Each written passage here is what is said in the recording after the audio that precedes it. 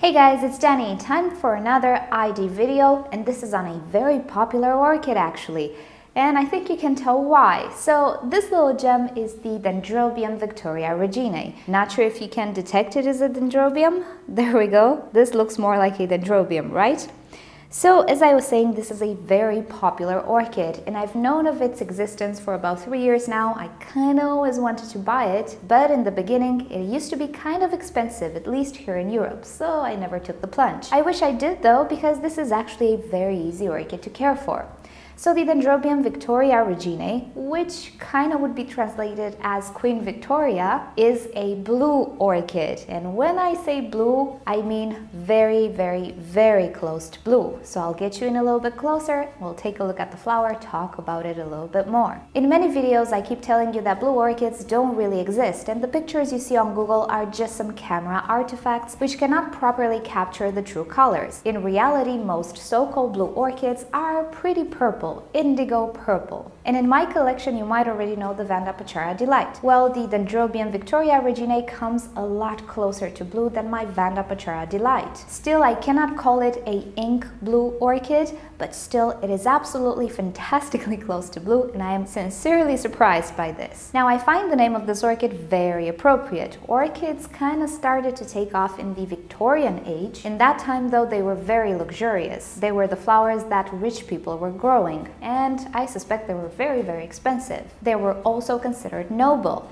And the Victoria reginae, even though I don't think people discovered it in the Victorian age, I might be wrong, just has that feeling of luxurious, of special in a way, if you know what I mean, although the flowers are really not big, maybe 3 centimeters across, but overall it is such a beautiful color. The blue-purple extends towards the edge of the sepals and the petals, while in the center there is a white tinge, and inside the lip the pattern is the same, but we do have some amazingly striking stripes. They are incredibly well defined, a trait that I don't usually see in orchids, except for the Vanagara. The color of the stripes is very dark purple, not blue, and as the buds open, they are purple. When the flower opens though, it's really surprising because it really looks pretty blue. Now, this dendrobium is a pendant type of dendrobium. It forms clusters of flowers on the nodes, and as far as I can see in pictures, mainly at the very top of the canes. So unlike, let's say, Dendrobium anosmum or Parrishi, it doesn't really create flowers at all the nodes. It might be able to, but if you Google pictures, you will see that most frequently people have them in bloom towards the top of the canes. My little guy is pretty tiny, as you can see, but don't be fooled. This is not a miniature orchid. It can grow quite large. I'm not entirely sure if it can reach anosmum size. The canes as well, they're not very thick, but they can definitely get a lot longer than this. However, the fact that mine is in bloom at this very young age, because I did purchase it as a young plant, is very good news. You don't have to wait for a mature specimen. This trait, combined with the fact that in the past few years many people actually own this orchid, made the price go considerably low.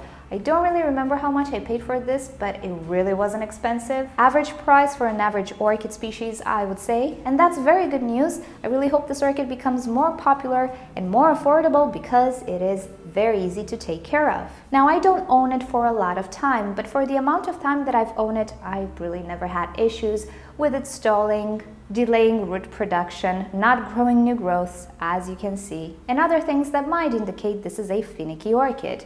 Also, I did watch a few other videos on this orchid, and everybody pretty much agrees it's really easy to care for.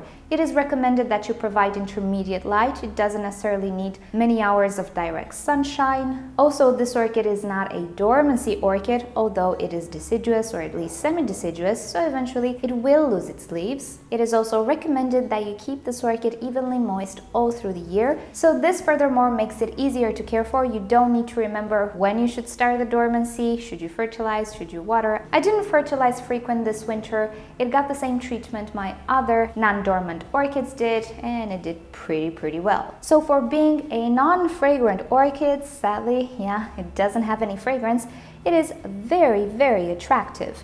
Now, my inflorescence has 3 flowers, and I see this is pretty common. I'm not sure it might create 4. Don't imagine an impressive cluster per node, but indeed it can produce multiple inflorescences per node. I think this has to do more with the maturity of the plant. As you can see, mine is pretty tiny, and I do suspect this is the first time it ever flowers. And I dare say the flowers are pretty perfect.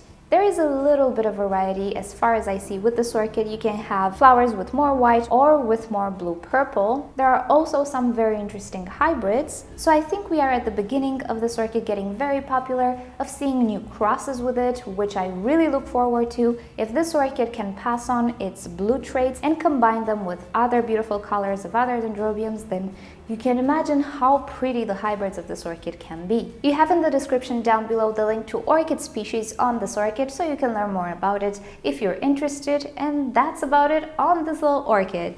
I'm very happy that I managed to purchase it. I decided to purchase it last year. It will definitely be included in the upcoming video that I'm preparing with orchid species for beginners. I'm planning to make best orchid hybrids and also best orchid species that are easy to care for, they're not finicky, they don't really require you to do a lot of things in order to maintain them happy. And definitely I would include this little orchid in that video, which is lovely because have you seen the color? It really is kind of blue. So alrighty guys, thank you so much for watching this video. Hope you've enjoyed it. Let me know down below if you do have this orchid and if you find it easy to care for. So if you've enjoyed this video, please give it a thumbs up. If you hated it, give it a thumbs down. Subscribe to my channel for regular orchids and plants videos, and don't forget to turn on notifications so you never miss a video. And with that said, I'll see you all next time. Bye!